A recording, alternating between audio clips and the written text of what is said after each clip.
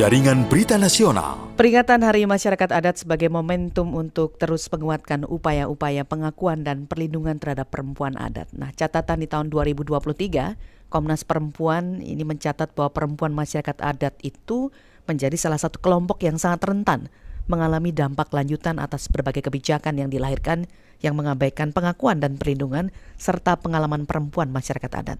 Nah, kita akan bahas lebih jauh seputar topik ini bersama dengan narasumber kami. Pagi ini saya bersama dengan Komisioner Komnas Perempuan, Ibu Dewi Kanti.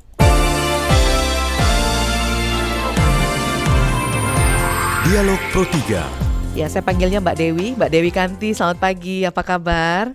Selamat pagi, kabar baik Mbak Esti. Ya, alhamdulillah kita diberi kesehatan pagi ini dan kita mau bahas tentang bagaimana sih sebenarnya nasib perempuan masyarakat adat di Indonesia. Ini kan mungkin juga publik sering kali barangkali ya mendengar kata masyarakat adat di Indonesia. Ini kan sebenarnya hal yang kompleks dan variasinya cukup beragam ya di masyarakat kita karena ada norma, nilai, praktek dan sebagainya lah yang ada di sana. Nah, bagaimana Anda melihat sebenarnya peran status perempuan masyarakat adat Indonesia ini? Dampaknya dari adat tradisi terhadap kehidupan mereka, Mbak Dewi Kanti. Iya, terima kasih Mbak. Ya. Jadi kalau dalam pandangan Komnas Perempuan, perempuan adat ini memang harus dilihat sebagai sebuah kekuatan juga ya, artinya untuk bangsa ini karena di pundak mereka lah pengetahuan yang diwariskan dari generasi ke generasi untuk menjaga sistem kehidupan, terutama lingkungan dan budaya itu ada di tangannya begitu ya, sehingga kesinambungan kehidupan bermasyarakat, terutama di dalam masyarakat tradisional itu sangat erat kaitannya peran para perempuan adat itu ya sebagai pemegang pengetahuan dari generasi ke generasi. Baik. Nah, tantangan utama yang dihadapi perempuan dalam masyarakat adat ini terutama misalnya mungkin ada gambaran ya dari Komnas Perempuan, akses pendidikan, kesehatan, pekerjaan dan hak yang lainnya bagaimana ini, Mbak Dewi? Iya, kita tahu bahwa zaman berubah dengan tingkat teknologi berkembang seperti itu. Dan tentunya proses-proses peran-peran ruang-ruang partisipasi bahkan untuk perempuan adat itu memang sangat minim ya. Artinya pelibatan partisipasi yang substantif pada perempuan adat dalam kebijakan pembangunan itu sangat minim gitu ya. Kita tahu bahwa pandangan masyarakat umum juga masih sangat patriarki gitu ya. Jadi terutama dalam kebijakan pembangunan kami memantau banyak sekali berdasarkan pengaduan dan pemantauan kami banyak sekali kasus-kasus yang merentankan para perempuan adat ketika konflik sumber daya alam yang berbasis pada kepentingan proyek strategis nasional gitu ya. Karena tidak terlibatnya peran perempuan adat dalam pengambilan keputusan, pengambilan kebijakan untuk pembangunan itu sendiri. Gitu. Terjadi juga upaya-upaya dampak pemiskinan terhadap para perempuan karena bagaimana tidak ketika proses perencanaan pembangunan itu partisipasi suara-suara perempuan itu tidak terdengar secara jelas ya. Jadi dampak yang dirasakan bagi perempuan juga cukup besar ketika misalnya pembangunan itu merentankan berdampak pada kesulitan air begitu dan perusakan lingkungan sehingga bagi perempuan adat yang sebetulnya erat kaitannya dengan lingkungan yang menghidupinya itu tercerabut gitu ya kepentingan perempuan itu sehingga proses-proses transformasi pemahaman kepada generasi berikutnya juga misalnya perempuan sebagai peramu obat-obatan tradisional itu bisa hilang karena varietas hutan tanaman yang menjadi tanaman obat itu hilang ketika ada kepentingan pembangunan gitu ya. Ekonomi ya. Dan ekonomi Kepentingan gitu ya. ekonomi, oke. Baik. Betul. Ya, Mbak Dewi, nanti kita akan bahas soal seperti apa sih sebenarnya kalau tadi Anda sempat gambarkan akses. Nah, ini kita nanti juga akan tadi soal partisipasi, bagaimana perubahan sosial atau inisiatif masyarakat untuk mendukung pemberdayaan perempuan. Tentu nanti ada juga rekomendasi ya dari Komnas Perempuan. Sesaat lagi ya, kita akan jeda dulu sejenak untuk informasi Baik. berikut ini.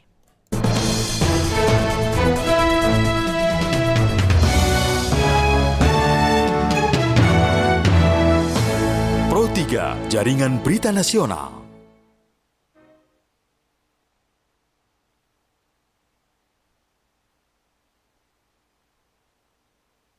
Kilas Berita. Kilas Berita. Pusat Polisi Militer Puspom TNI mendalami keterangan sejumlah saksi, diantaranya terdiri atas pemberi suap, serta mereka yang terlibat dalam beberapa pegawai Badan Pencarian dan Pertolongan Nasional atau Basarnas dalam penyelidikan 2 perwira TNI tersangka suap di Basarnas. Kepala Pusat Penerangan Kapuspen TNI Laksamana Muda TNI Julius Wijoyo mengungkapkan bahwa beberapa nama pegawai Basarnas yang diperiksa sebagai saksi dalam kasus suap ex-kepala Basarnas tersebut, yakni dengan inisial Henry Alfiandi atau HA. Untuk informasi ini dan informasi lainnya dapat diakses di laman resmi kami rri.co.id. Kilas Berita. Pro 3, Jaringan Berita Nasional. Baik, kita masih bersama dalam diskusi di Indonesia Menyapa Pagi bersama Komisioner Komnas Perempuan Mbak Dewi Kanti, dan kita masih bincang seputar bagaimana sih sebenarnya kondisi atau nasib perempuan masyarakat adat di Indonesia. Kita lanjut ya Mbak Dewi Kanti. Jadi kalau tadi sudah sempat disinggung soal partisipasi, kemudian soal akses bidang pendidikan, kesehatan, pekerjaan. Nah, yang juga tidak kalah pentingnya kan soal bagaimana sebenarnya pemberdayaan perempuan adat ini. Selama ini seperti apa Anda melihat program ataupun hal-hal yang sudah dilakukan untuk itu? Kami melihat sih memang belum terlalu menyasar ya, karena seperti saya katakan tadi, sebetulnya di tangan-tangan para perempuan adat itu sejatinya banyak pengetahuan yang bisa digali gitu ya, terkait proses-proses nilai-nilai yang masih diwariskan oleh para leluhurnya terkait pengetahuan pengobatan, sistem untuk kesehatan juga gitu ya. Jadi ketika sebetulnya para perempuan itu digali pengetahuannya, maka sebetulnya itu akan bisa bermanfaat juga ya untuk kesinambungan kehidupan masyarakat gitu. Karena sejatinya kalau masyarakat adat itu kan masih menggunakan sistem yang sangat alamiah gitu ya, dan mereka membuka karena mereka menganggap bahwa antara dirinya dengan alam semesta itu adalah sebuah keterkaitan dan keterhubungan. Jadi sebetulnya mereka sebagai sebuah kitab pengetahuan untuk kebudayaan peradaban bangsa ini gitu ya. Tapi sejauh ini memang ruang-ruang untuk menggali pengetahuan-pengetahuan dari para perempuan atau pengalaman perempuan yang dirasakan oleh para perempuan adat itu juga tidak cukup ruangnya gitu ya, sehingga kadang-kadang antara kebijakan pembangunan atau kebutuhan ekonomi itu justru meniadakan kepentingan perempuan yang akhirnya merusak lingkungan, sehingga pembangunan yang berkelanjutan itu tidak mencapai sasaran gitu ya. Karena akar dari pengetahuan dari bangsa ini pun sudah nyaris hilang secara sistemik gitu ya. Oke. Jadi bagaimana supaya kita bisa menjaga agar mereka aksesnya tidak tertinggal, tidak menjadi korban apa istilahnya mungkin diskriminasi atau hambatan sosial, ekonomi, budaya dan sebagainya tadi, tapi mereka bisa tetap menjaga adat istiadat, norma dan segala sesuatu yang ada di daerahnya tersebut. Ada sukses apa istilahnya mungkin success story tidak dari perempuan adat di mana begitu yang mungkin Mbak Dewi Kanti bisa sharing bersama kami? Iya, sebetulnya memang butuh political will juga ya, sebuah perangkat aturan yang juga justru mendukung ruang-ruang itu bisa terbangun secara sistemik. seperti kita tahu bahwa rancangan undang-undang perlindungan masyarakat adat itu sudah lebih dari 10 tahun itu masih tidak juga disahkan gitu, sehingga dukungan negara terhadap masyarakat adat secara sistemik itu pun terhambat gitu ya, karena bagaimanapun ketika dukungan negara itu tidak terlalu jelas dalam sebuah sistem hukum, ini menjadi sejauh ini tidak jelas gitu ya perlindungan dan pengakuan negara terhadap masyarakat adat. Seperti contohnya, karena ini banyak sekali praktek yang presiden buruk ya yang terjadi, bagaimana sejauh 78 tahun Indonesia merdeka, pengakuan terhadap masyarakat adat ini sendiri menjadi sebuah rejim administratif yang sangat menjadi pasungan gitu, menjadi pemasung bagaimana kedaulatan masyarakat adat ini sendiri tidak bisa secara jelas gitu.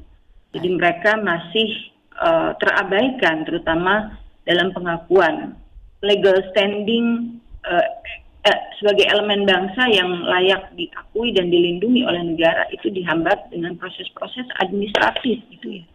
Bahkan melalui pintu masuk administratif untuk pengakuan masyarakat adat itu merentangkan para perempuan adat. Misalnya ketika legal standing masyarakat adat itu tidak diakui, maka semua ruang lingkup kehidupan, ekosistem kehidupan, hak sipil, hak ekonomi, hak budaya itu juga tidak terpenuhi oleh negara. Karena misalnya dari hak-hak sipil, dari proses perkawinan yang tidak diakui karena menggunakan hukum adat. Bahkan secara khusus ketika masyarakat adat itu masih memegang teguh spiritualitas leluhurnya.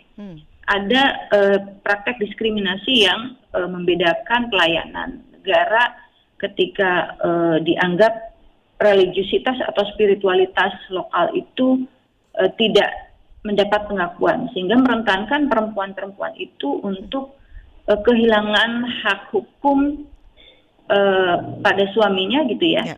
Dan hubungan hukum antara anak itu hanya kepada ibunya gitu, sehingga status perkawinan itu menjadi tidak tercatat dan tidak legal gitu. Jadi memang harus balance ya antara bagaimana menjaga spiritualitas lokal tadi dengan bagaimana modernisasi, urbanisasi, globalisasi yang terus bergulir di luar gitu ya. Artinya betul, karena kekuatan masyarakat adat itu adalah pada spiritualitas dirinya sebagai manusia dengan alam lingkungannya gitu ya. Itu yang harus kita jaga betul ya.